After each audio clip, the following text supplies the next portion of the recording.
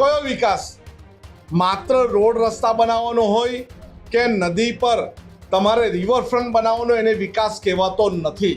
તમે હોસ્પિટલમાં જાઓ તો પીપીપી ધોરણે ખાનગીકરણ કર્યું છે. એઓએ માત્ર ને માત્ર પીપીપી ધોરણે લોકો પાસે પૈસા ઉચેટવાનું કામ કર્યું છે. ગેરકાયદેસર બાંધકામમાં ભાજપનો ભાગ હોય. આ દરેક બાબતમાં ભ્રષ્ટાચાર રૂપી ભાજપે ખૂબ મોટે પાયે લોકો સાથે અન્યાય કર્યો છે. યુસીસી કરતાં આદિવાસી સમાજ લગભગ 5 ડગલા આગળ છે. ભાજપની સરકારને એવું લાગ્યું કે 1,10,00,000 જેટલા કે એનાથી વધારે આદિવાસી ગુજરાતમાં જો અમે નારાજ કરશું અને એના છૂટાછેડાના લગ્નના તેમજ કાયદા અમે બદલીશું તો અમને નુકસાન થાય. એના માટે આદિવાસી સમાજને બાકાત રાખ્યા છે. ત્યારે જ ન્યૂઝરૂમ ગુજરાતની યુટ્યુબ ચેનલને સબસ્ક્રાઇબ કરો અને ઇન્સ્ટાગ્રામ અને ફેસબુક પર ફોલો કરો. અપડેટ રહો, સત્યની સાથે રહો.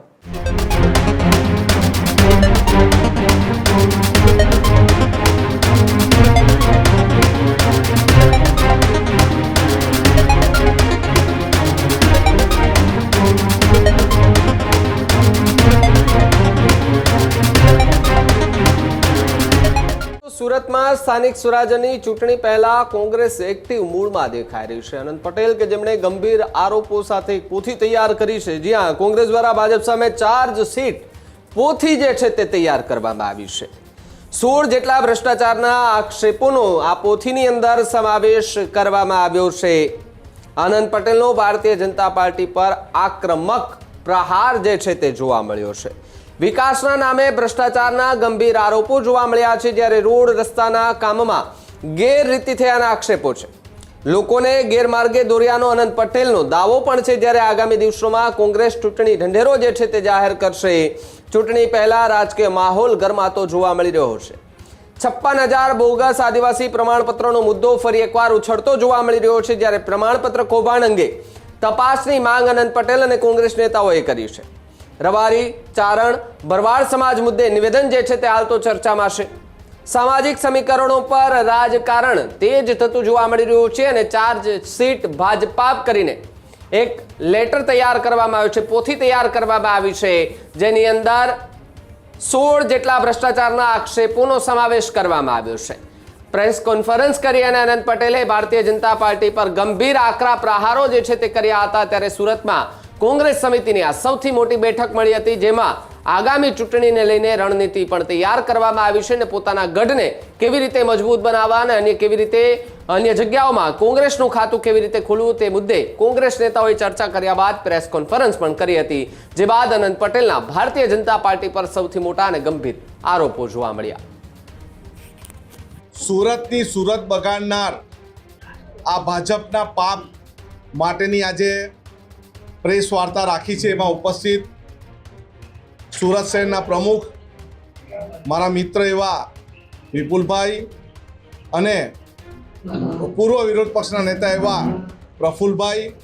આજે ખરેખર સુરતમાં આટલા વર્ષોથી જેમણે ભાજપની સરકારે અને ભાજપની મહાનગરપાલિકાએ જે રીતના ભ્રષ્ટાચારો કર્યા છે, કચરાની બાબતમાં હોય, એ કોઈ પણ ગંદા પાણીની બાબતમાં હોય કે કોઈ પણ શિક્ષણના મુદ્દે હોય, ટીપી સ્કીમના મુદ્દે હોય, દરેક મુદ્દે ભાજપે સુરતના લોકોની સાથે રહીને એમની સાથે ભ્રષ્ટાચાર કર્યો છે અને લોકોને ગુમરાહ કર્યા છે.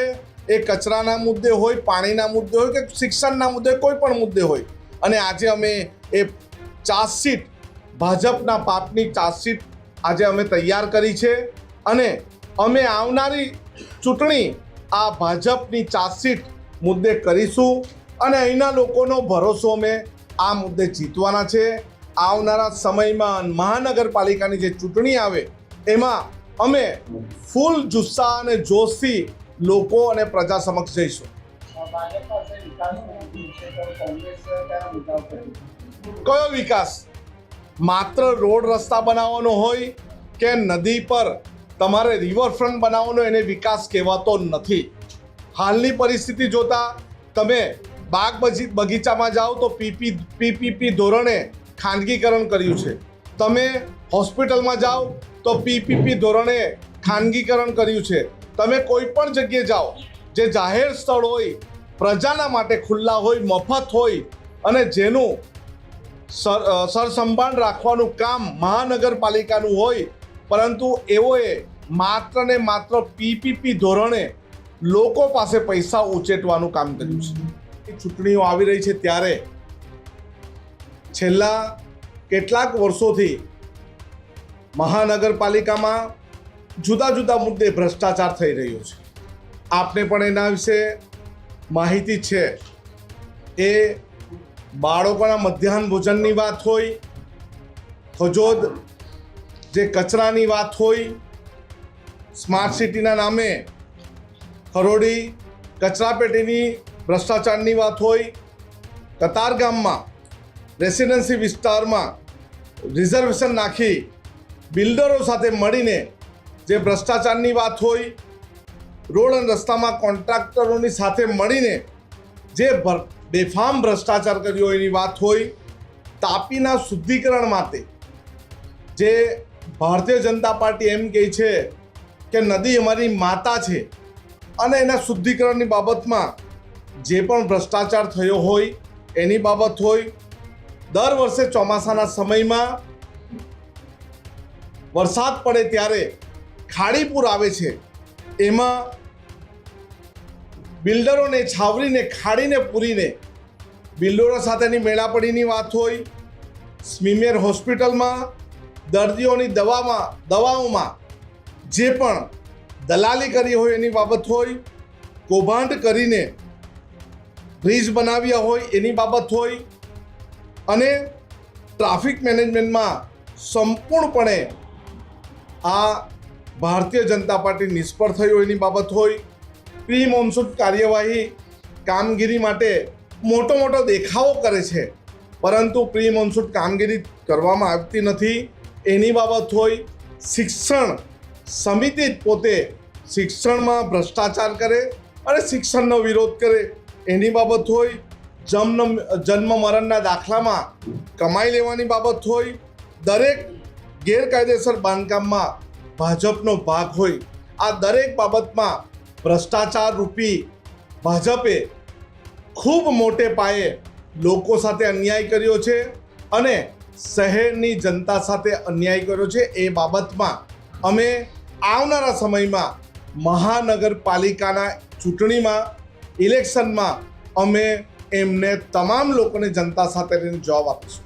બોગસ આદિવાસી જે આરબીસીનો મુદ્દો છે કે જે ચારણ ભરવાડ રબારી જે નેસ વિસ્તારમાં રહેતા હતા એ જન્મથી આદિવાસી નથી, પરંતુ એમની રહેણી કહેણી આદિવાસી હોવાના કારણે લગભગ 56,000 જેટલા બોગસ આદિવાસી પ્રમાણપત્રો આપવામાં આવ્યા હતા. અમે એનો વિરોધ કરીએ છીએ. એનું એક જ માત્ર કારણ છે, કોઈ રહેણી કહેણીથી આદિવાસી થતો નથી. જે જન્મથી આદિવાસી છે અને જે બાબા સાહેબ આંબેડકરે આદિવાસી સમાજને અનામત આપ્યું છે એમાં કોઈ ખોટા પ્રમાણપત્ર 2017થી ચાલુ થયા છે, એનો અમે વિરોધ પણ કર્યો છે. અન્ય ધારાસભ્યોએ પણ વિરોધ કર્યો છે અને અમે હજુ પણ એનો વિરોધ કરીએ છીએ. યુસીસી કરતાં આદિવાસી સમાજ લગભગ 5 ડગલા આગળ છે. જે સમાન સંહિતાની વાત જે કરી છે એમાં પુરુષ સ્ત્રીઓ હોય, એમાં તમે જુઓ તો વારસાઈના હકો હોય, આદિવાસી સમાજની પોતાની અસ્મિતા છે, આદિવાસી સમાજની પોતાની સંસ્કૃતિ છે, આદિવાસી સમાજ પ્રકૃતિ સાથે જોડાયેલો છે, આદિવાસી સમાજની વાનગી છે, બોલી છે, આદિવાસી સમાજના લગ્નના અને મરણના વિધિ વિધાનો છે, આદિવાસી સમાજની રૂઢિઓ છે, આદિવાસી સમાજનો પરંપરાગત પહેરવેશ છે, આદિવાસી સમાજના પરંપરાગત વાજિંત્ર છે. આ બધાની સમાનતા જોઈને સરકારે યુસીસીથી આદિવાસીને બાકાત રાખ્યા છે. એની સાથે સાથે જો કે એમાં ભાજપની સરકારને એવું લાગ્યું કે 1,10,00,000 જેટલા કે એનાથી વધારે આદિવાસીને ગુજરાતમાં જો અમે નારાજ કરશું અને એના છૂટાછેડાના લગ્નના તેમજ કાયદા અમે બદલીશું તો અમને નુકસાન થાય, એના માટે આદિવાસી સમાજને બાકાત રાખ્યા છે. મુસ્લિમ સમાજના મુદ્દાઓ કયા? શરિયતનો કાનૂન હોય, મુસ્લિમ સમાજનો પરંપરાગત હોય, એના માટેનો વિરોધ જે ભાજપ લાવી છે, તમે આખું જો બિલ વાંચો તેમાં હિન્દુ મુસ્લિમ કશું કોઈ ઉલ્લેખ જ નથી. એમાં પુરુષ સ્ત્રી, પત્ની પતિ, બાળકો વારસાઈનો જ ઉલ્લેખ છે, પરંતુ આખું બિલ હિન્દુ મુસ્લિમ તરફ જાય એના માટેના તમામ એ લોકોએ જવાબદારી લીધીને એમના વક્તવ્યો એમણે ત્યારે વિધાનસભામાં પ્રસ્તુત કર્યા છે. કોંગ્રેસ નેતા કદીર મિર્ઝાએ વિરોધ મુસ્લિમ સમાજ તરીકે જ કર્યો. ના, આખા સદનમાં તમે જોવો તો જેટલાએ ભાગ ચર્ચામાં લીધો એમાં ઇમરાનભાઈ હોય, એમાં અમિતભાઈ હોય, એમાં શૈલેષભાઈ હોય કે અન્ય તુષારભાઈ હોય કે અન્ય પક્ષના બી હોય, એમણે પણ એમનો વિરોધ જાહેર કર્યો. એના માટે વિરોધ જાહેર કર્યો, આ કોઈ હિન્દુ મુસ્લિમનું બિલ નથી, આ સમાનતાનું બિલ છે.